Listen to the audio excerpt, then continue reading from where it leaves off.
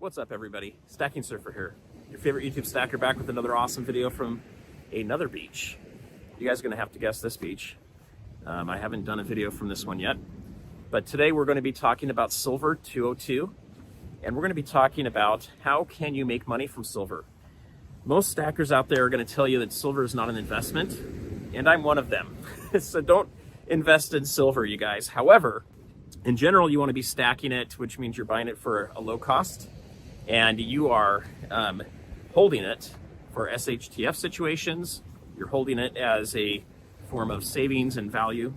For the most part, you should not be investing in silver. But today we're going to cover how can you invest in silver and how can you make money. I got a couple tips for you at the end too, so stay until the end and we'll hit that too.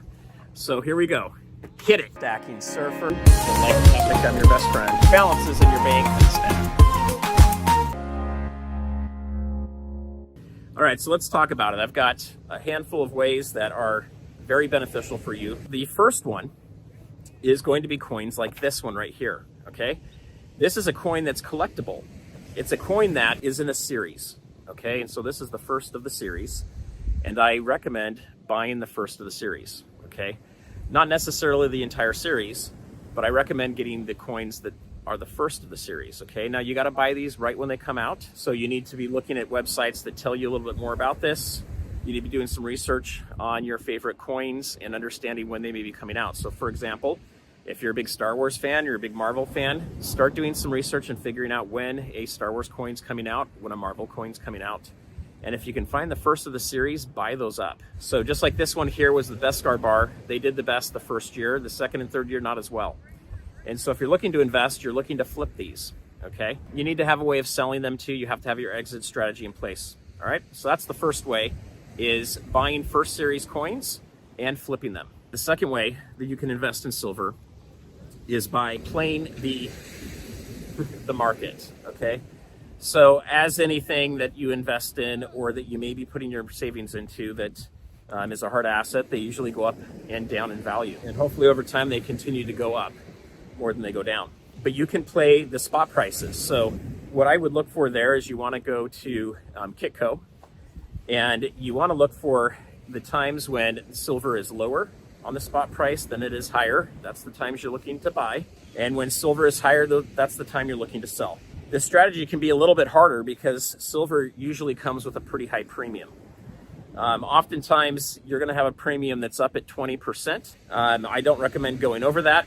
And that's good advice from other stackers as well. But oftentimes you're going to go over that 20% if you're trying to go for something collectible like the first thing we just talked about.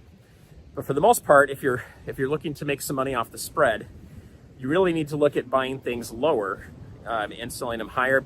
But it can be very hard to do, and you may be holding for quite a while. The third way that I recommend getting into investing in silver is to look for estate sales, okay? So estate sales are when someone passes away and leaves their precious metal collection behind with their loved ones. As a matter of fact, I just ran into a lady at the post office that was kind enough to take me to the back of her car and show me this massive stash of silver. And she had some great coins that are peace dollars. She had a bunch of pre-1964 and earlier quarters. And then she had some silver bars. And so she was in there trying to inquire where to go store this silver. And I helped her find a place to go vault that. And also let her know I'd be interested in buying it if she's interested in selling it.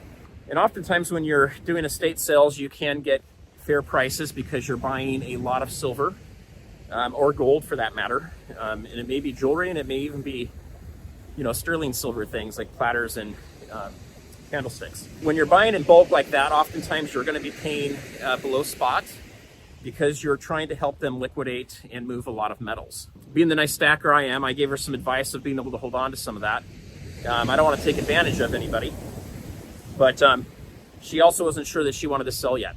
But that was a really cool experience. All right, number 4 is garage sales. There's times when people are selling their coins and they may not know that they're silver, and they may just be selling them for a certain price.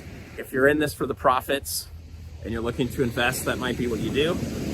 For me, I'd have a hard time doing that. I would definitely try to let them know that it's worth more than they're asking.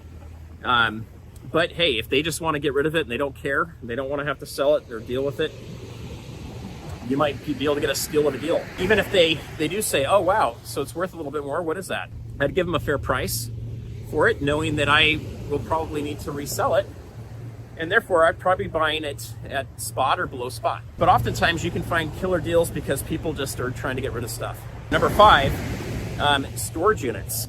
For those of you that don't know this, but when people stop paying their monthly fees on the storage units, they go to auction. And when those go to auction, anything that's inside the storage unit is yours that you get to take out. And people will have safes in there. They will have other kinds of drawers and things like that that have money in them. The safes oftentimes have gold and silver and coins in them. So that is another place that you can go and pick up silver and then turn around and sell it. The investment is the cost of getting the storage unit. All right, another way is being opportunistic. What do I mean by this?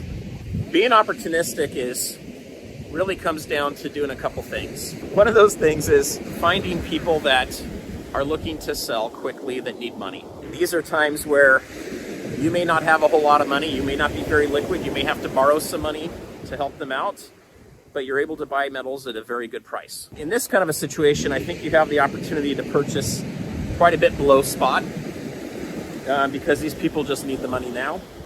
And you're usually in a situation where you're just having to take on a little bit more risk for yourself, and that's okay to do that.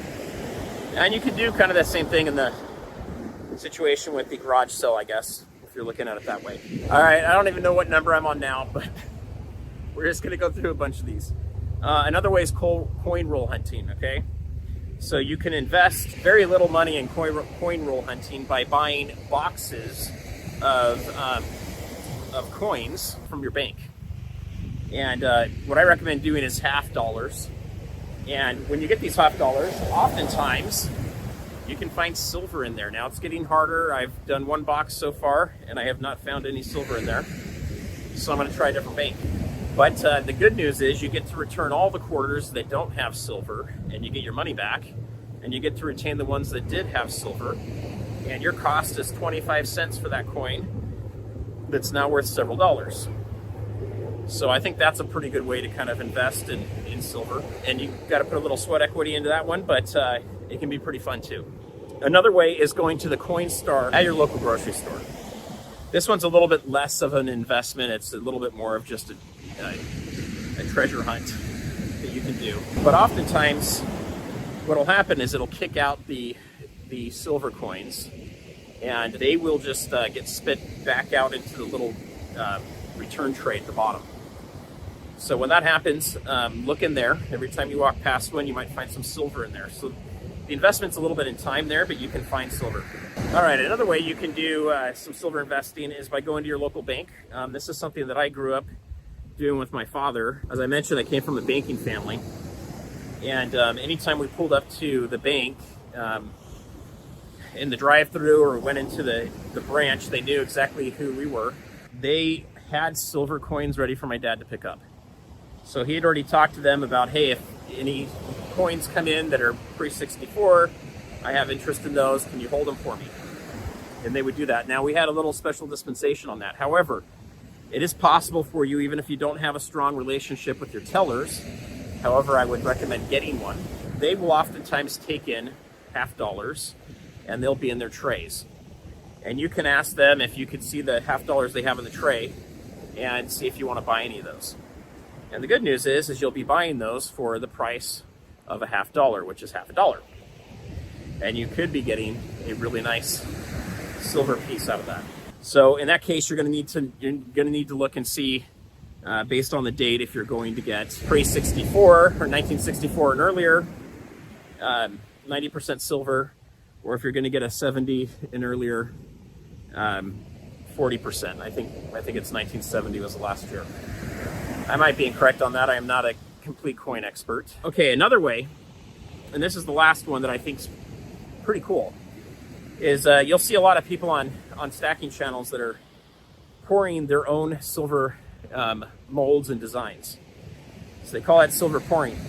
What's great about this investment is you are investing in a crucible you're investing in potentially some molds, and you're buying silver that is coming in silver shot, which is going to be about your least expensive kind of silver you can buy. And then you're going to be creating your own creations, and you're going to be able to sell those for higher than spot. And oftentimes you can get a massive premium. I have purchased some of my silver designs for upwards of $50 an ounce. And yes, I don't recommend doing that for stacking, but if you see a piece that you really like, that you think would be fun to have, I think it's okay to grab some of those. But from a business standpoint, oh my gosh, if you can buy your silver shot at around $23, $24 an ounce, and then double the amount of money you can sell it for, that is a good investment. Now, it does take time to pour, so you do have a time investment, but that can be a great thing if you have fun doing that. That can be a great way to make some extra money. If you haven't done so already, please hit that subscribe button, the bell icon, so you're notified of all my awesome videos coming out, and also that thumbs up. That helps YouTube know that you like the video. And leave a comment below. I'd love to hear what you guys think. Do you see these as investments, or do you see these more as just strategies? I could go either way. The other thing I'm going to throw out there is I have started memberships. My channel is now monetized, and there will be special videos coming out, and videos that come out first to my members. There's also a really cool sticker that comes with it. With my memberships, another thing that'll be happening is some private live streams, where I'll be bringing guests on to help us with our stacking, to give us some advice on particular coins and bars and rounds that we might have, and also to help us with some pricing of numismatics. We can do that as well. That's at least the goal. And then I have another level that goes into a little bit more with one-on-one coaching to help you guys. All right, so 5 tips. Tip number 1. It's really important that you follow the price of silver on a daily basis, okay? If you're going to invest in it, you need to know what that daily price is. If you're just stacking, it's not as important to know the daily price. But if you're investing, you need to follow that. You need to make sure when you're buying, silver is at the lower trends in the last 12 months. And when you're selling, it should be up in the higher end. Tip number 2, you got to be patient. It might take you a couple years to sell your silver to be able to make a profit.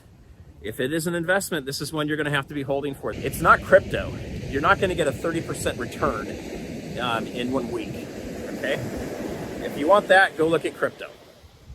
You might also take a 30% dive in 1 week too, so be careful. Tip number 3, try to buy silver that has low premiums, okay? That is going to be helpful for you as you're acquiring it.